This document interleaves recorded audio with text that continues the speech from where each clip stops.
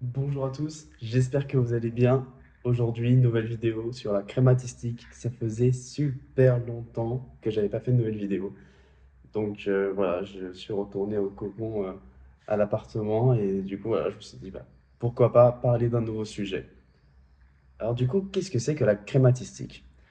La crématistique, c'est Aristote qui en parle dans La Politique.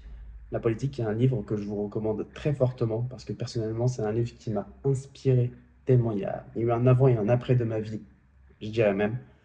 Et que dans ce livre, Aristote, il va délivrer trois principes. Le premier principe qui sera donc la crématistique, dont je vais vous parler, et ensuite la connaissance, et la notoriété, quoi. Être connu dans l'humain, par la communauté. La crématistique, finalement, c'est l'enrichissement de chacun.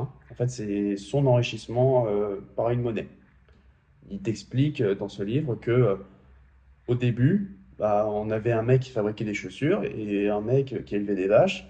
Bah, le mec qui avait besoin de chaussures, qui était donc l'éleveur de vaches, et il va pas payer en vache pour avoir des chaussures, ou alors ça ferait beaucoup trop. Ça va pas répondre à sa demande. Et donc on a créé quelque chose de universel, parce qu'on avait tellement de services, on avait les baguettes, on avait la farine, on avait le blé, on avait tout.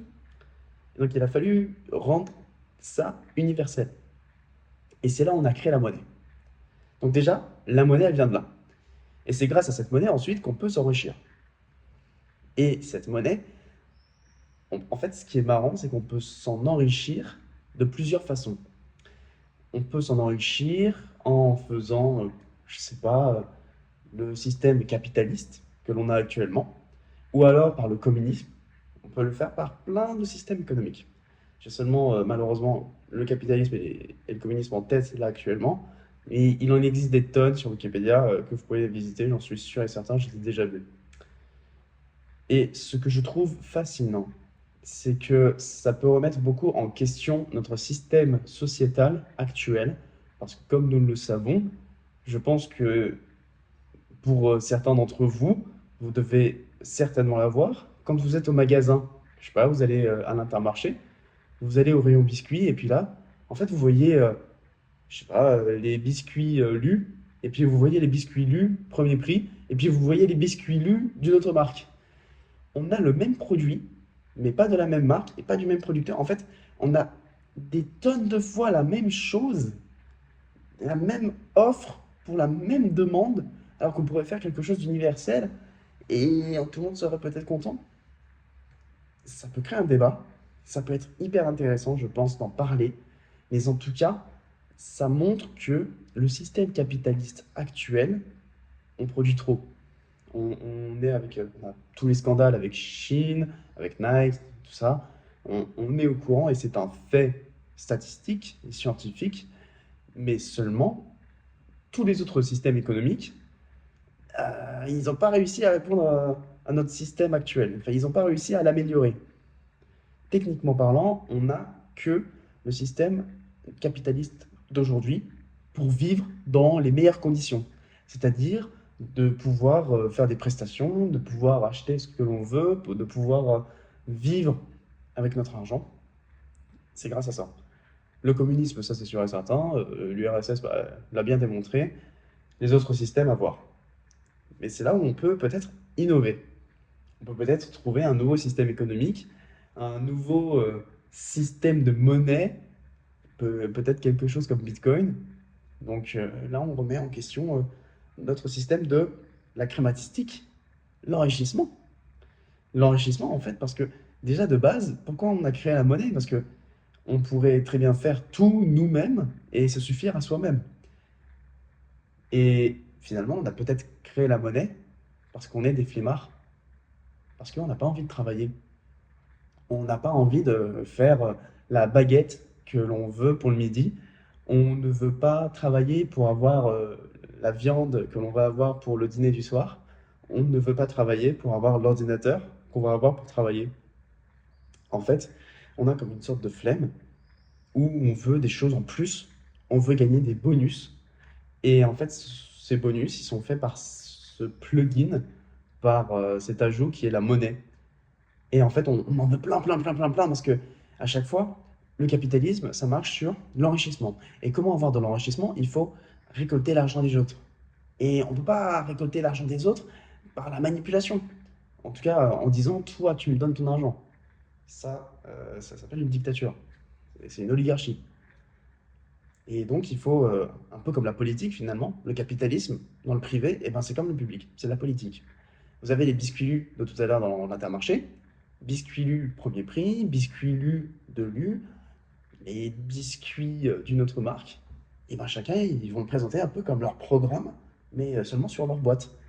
Ils vont présenter, nous, c'est des biscuits Lu. Vous allez avoir, c'est la meilleure marque, c'est la marque la plus connue et c'est la base. La marque premier prix, ça sera pas cher, mais ça y ressemble. Et puis une autre marque qui va dire peut-être, bah, nous on est bio et c'est le même produit.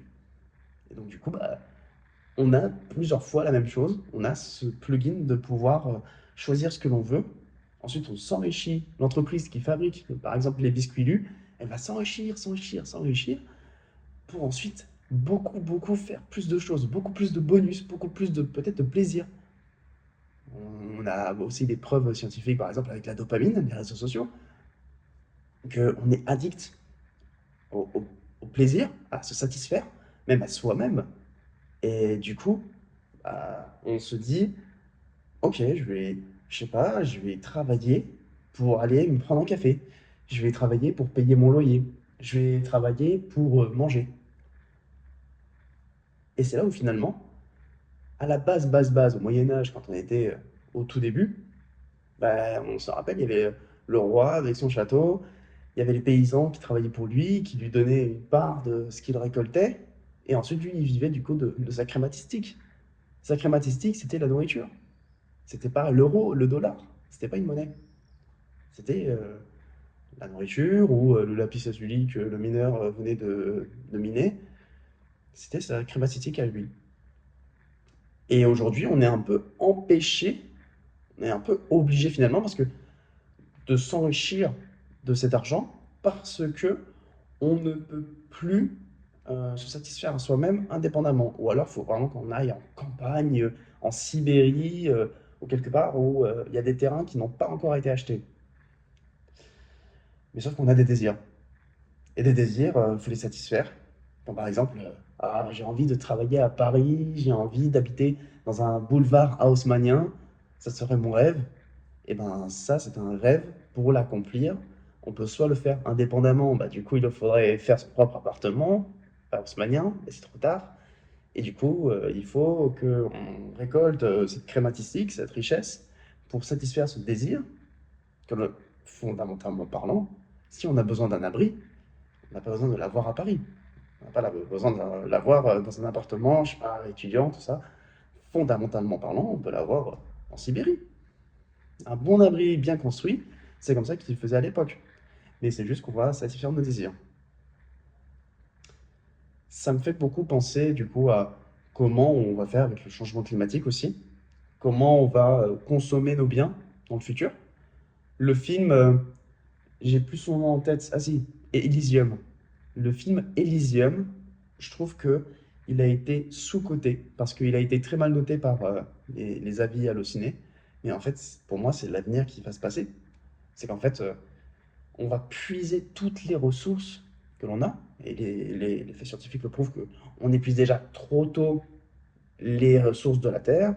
Donc c'est le jour, c'est le Earth Day, je crois, où du coup on a récolté toutes les ressources de l'année pour la Terre, et que tout le reste, bah, c'est du superflu, et que finalement, peut-être qu'en 2050, la Terre, ce sera remplie d'usines, de robots, de, de, de désastres, et en fait, on va créer un satellite où ça sera le nouvel ISS. Mais il y aura la vie là-bas. Elon Musk, il va arriver, il va faire son Starship, il va aller sur Mars. Et c'est sur Mars qu'il y aura le luxe de pouvoir habiter, et manger, et vivre comme actuellement, dans un environnement où je peux être en t-shirt, avec de la végétalisation, il fait beau, il n'y a pas de trompe d'eau, il n'y a pas de tempête, il n'y a pas d'ouragan. C'est magnifique. Et alors que ça, eh ben, on l'aura perdu. On va l'avoir dans la planète Terre, tout ce désastre, on aura toutes les usines, on n'aura plus de... Si on voudra se satisfaire à soi-même, eh ben, du coup, il va falloir avoir cette crème artistique pour aller ensuite sur ce satellite, pour avoir cette belle vie que l'on a aujourd'hui. Donc voilà, n'hésitez pas à me dire en commentaire ce que vous en pensez. J'espère vraiment que cette vidéo vous aura plu. J'aime beaucoup parler en improviste comme ça de ces sujets parce que je trouve que c'est hyper passionnant et qu'on peut en parler pendant des heures puisque on a chacun des axiomes différents sur la vie. Puisque la vie, je pense que ça sera un nouveau sujet de vidéo. Qu'est-ce que la vie? Qu'est-ce que l'on veut se satisfaire? Et prendre la vie de chacun, je pense que c'est le plus important que l'on doit faire dans notre société. Si vous êtes resté jusqu'à la fin de cette vidéo, mettez en commentaire le mot charbon. Merci beaucoup de m'avoir visionné. Je vous souhaite à très vite, profitez de la vie. Et comme le disait un grand homme, une vie, quelques jours, et puis plus rien. Faut plus d'argent, il faut plus de monde. 6-7 Cortez règne sur le monde. Cali statique, j'arrive, Malfonce, juste plus rouge que les bus de Londres.